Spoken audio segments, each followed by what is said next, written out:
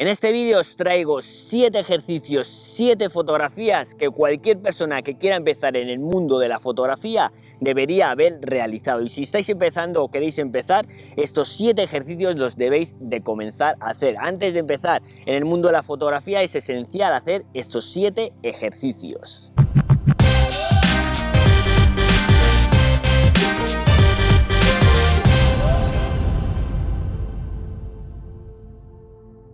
Bienvenidos, bienvenidas a un nuevo vídeo. En este vídeo os traigo 7 ejercicios, 7 fotografías diferentes. Sobre todo lo que va a hacer es que aprendamos cómo utilizar nuestra cámara de fotos. Con estos 7 ejercicios vais a saber utilizar perfectamente cualquier parámetro de vuestra cámara de fotos. Vais a aprender muy rápido. Cuando os salga cualquier tipo de fotografía, seguro que está dentro de estos 7 ejercicios. Con lo cual creo que este vídeo es muy interesante utilizar estos 7 ejercicios, sobre todo si estáis empezando en el mundo de la fotografía. Ejercicio número 1. Desenfocar los fondos, algo que os va a gustar muchísimo, sobre todo cuando estáis empezando en el mundo de la fotografía. Lo que más nos gusta es el efecto bokeh, el desenfoque en la parte de atrás y muy enfocada a la persona en primer plano. Eso parece en fotografías mucho más profesionales, hace que queden más bonitas, la persona salga mejor, el objeto salga mejor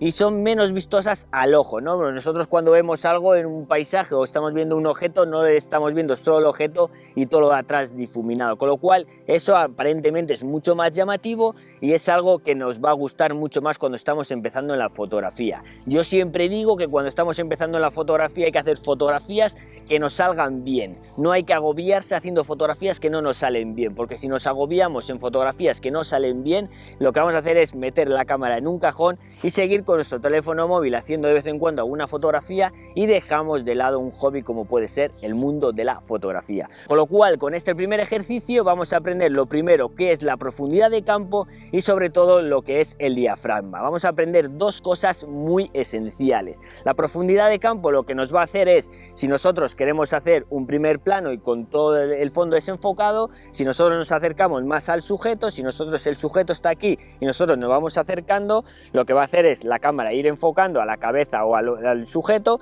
y toda la parte de atrás nos va a quedar mucho más desenfocada. Para eso, otra de las cosas que tenemos que tener en cuenta es el diafragma. El diafragma es la F, el numerito más pequeño que tiene nuestro objetivo.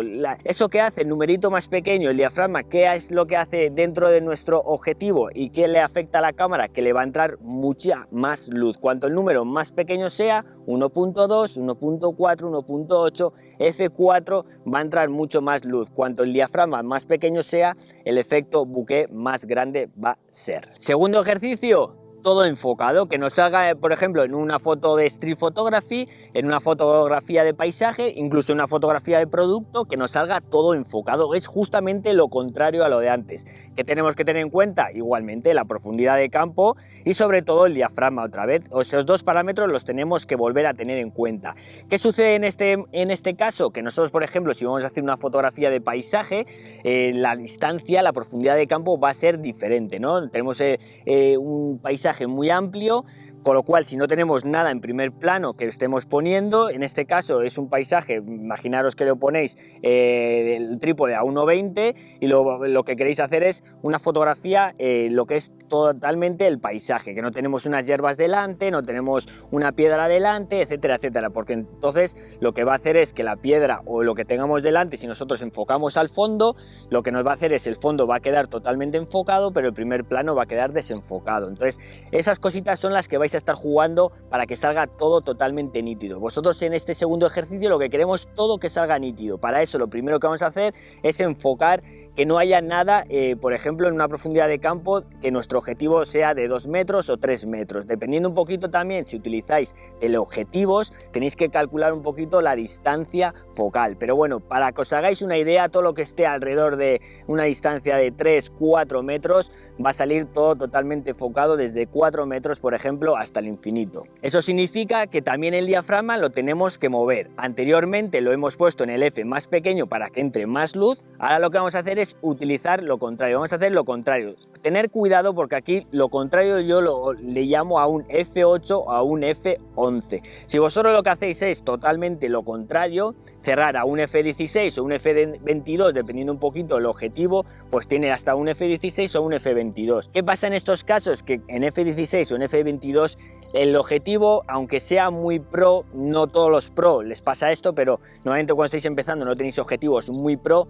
¿Eso qué significa? Que en F16 o en F22 no tiene la máxima calidad. Normalmente la máxima calidad de un objetivo está 2 pasos por encima del diafragma más pequeño, del numerito más pequeño. ¿Esto qué significa? Que si nosotros estamos fotografiando todo con el objetivo totalmente cerrado a F16 o a F22, no estamos en el punto dulce, no estamos en la mayor calidad que nos pueda dar el objetivo. Muchas veces esto también pasa en el numerito más pequeño. Si nos estamos fotografiando a 1.2, a 1.4, normalmente esos objetivos son pro, pero si estamos fotografiando en un 2.8 y estamos empezando y nuestro objetivo no es excesivamente bueno, en el 2.8 no va a estar dando la máxima calidad. En este caso, para este segundo ejercicio, tenéis que tener en cuenta la distancia, enfocar todo lo que esté al menos 3-4 metros y lo vais a tener todo hasta el infinito, con un diafragma cerrado de F8 o F11. Tercer ejercicio, congelar el movimiento. En esto tengo en mi canal 2 vídeos, os dejaré por aquí arriba, os voy a dejar la tarjetita de un vídeo y luego de otro vídeo, y ahí os explico un poquito cómo congelar el movimiento con más parámetros y más exactitud.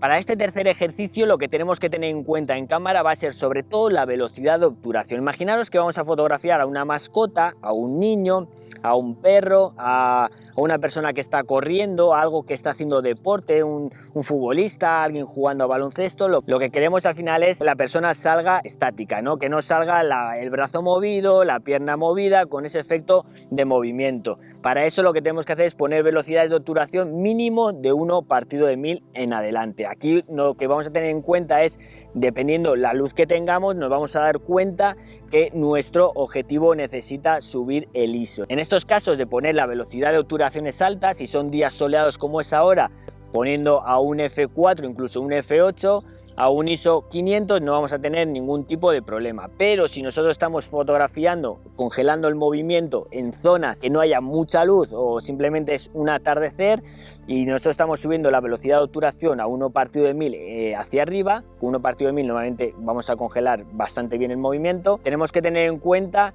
diferentes aspectos. Uno va a ser el diafragma, lo vamos a tener que abrir al máximo para que entre mucha más luz, y lo siguiente que vamos a tener que ir haciendo es subiendo el ISO. Vamos a tener que ir subiendo el ISO poquito a poco hasta llegar a un máximo que sepamos que no vamos a hacer, que no vamos a crear ese ruido, ¿no? Ese grano que luego nos va a afectar en nuestra imagen final. Antes de seguir con este cuarto ejercicio, ya sabéis que podéis suscribiros al canal, que es una suscripción totalmente gratuita, y a mí me seguís ayudando para seguir trayendo todo este tipo de contenido totalmente gratuito. También deciros que cualquier duda que tengáis podéis escribírmela en los comentarios del vídeo de YouTube, o simplemente, como hacéis muchos, me escribís en @murderpink en Instagram y os contestaré lo antes posible. Cuarto ejercicio, lo contrario al tercer ejercicio, reproducir el movimiento. ¿Cómo reproducimos un movimiento? Velocidades de obturaciones bajas, de 1 partido de 60 hacia abajo. Eso sí, tenéis que tener en cuenta que si hacéis esta reproducción de movimiento, o la mayoría de las ocasiones, si no queréis que la fotografía salga totalmente movida, que no os quede bien la fotografía, vais a necesitar un trípode, colocarla en un trípode y con un disparador o un control remoto lo que hacéis es la fotografía con velocidades de obturaciones bajas. ¿Esto qué va a hacer? Que, por ejemplo, si nosotros estamos fotografiando a una persona que va a pasar corriendo, va a dejar la estela de la persona. Son fotografías muy bonitas, diferentes a lo que muchas veces estamos acostumbrados a ver, que es la congelación del movimiento, y son fotografías muy llamativas. En este caso lo que tenéis que jugar es con la velocidad de obturación de 1 partido de 60 hacia abajo. Tenéis que jugar con el diafragma. Aquí ya podéis, como va a entrar más luz, podéis dejarlo en el diafragma más bajo, podéis ir subiéndolo a un F4, incluso a un F8, dependiendo la luz que haya. Tenéis que ir jugando con eso, y el ISO nominal, el ISO más bajo y en el que mejor se os comporte vuestra cámara fotográfica. Quinto ejercicio, fotografías con ruido. única forma de saber hasta dónde quedan bien nuestras fotografías, hasta dónde podemos tirar de nuestra cámara fotográfica, es hacer ensayo-error, ensayo-error en ruido. Yo sé que mi cámara hasta 6400 puedo utilizarla para hacer fotografía nocturna, sé que 3200 va bien en fotografía nocturna, pero hasta 6400 podría subirlo para hacer fotografía nocturna. Sé que para ampliaciones no me gusta subir más de 3200 ISO, pero si en un momento dado necesito tener la fotografía, sé que hasta 6400 voy a tenerla y luego podré utilizarla para hacer cualquier tipo de ampliación. Entonces tenemos que saber hasta dónde puede llegar nuestra cámara. Muchas veces cuando empezamos en la fotografía utilizamos cámaras llamadas de principiantes, donde el ISO no soporta más de 800 o 1200 ISO. Cada vez esto va mejorando, pero tenemos que ir probando hasta dónde nuestra cámara se comporta bien, hasta dónde saca ruido. Entonces esto es ensayo-error, pero es un tipo de práctica que tenemos que hacer. Sexto ejercicio: fotografiar siluetas, tanto al amanecer como al atardecer.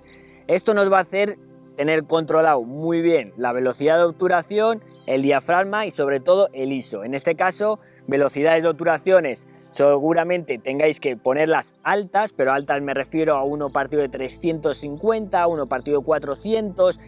El ISO nominal, el ISO más bajo, el ISO 100, 150, 200, y aquí ya juega un poquito el diafragma que necesitéis. En este caso muchas veces con un diafragma F4, incluso F8 os va a servir, depende un poquito cuánto le demos en velocidad de obturación. Por aquí arriba os dejo un enlace en cómo fotografiar siluetas, que os doy mucho más parámetros y os explico mucho más en detalle cualquiera de este tipo de ejercicio. Y séptimo ejercicio: ejercicio de las fotografías pequeñas, ejercicio macro. En esto también por aquí arriba os dejo un link donde os doy todos los vídeos tutoriales que estoy sacando de fotografía macro, que son muy interesantes, que os explico desde cero hasta más avanzado cualquier tipo de fotografía macro, cómo ir realizando, cómo ir entrando en el mundo macro, y creo que es muy interesante ese tipo de tutoriales. Y sobre todo, ¿qué vamos a aprender en fotografía macro? Cómo fotografiar cositas pequeñas, fotografiar detalles, fotografiar insectos,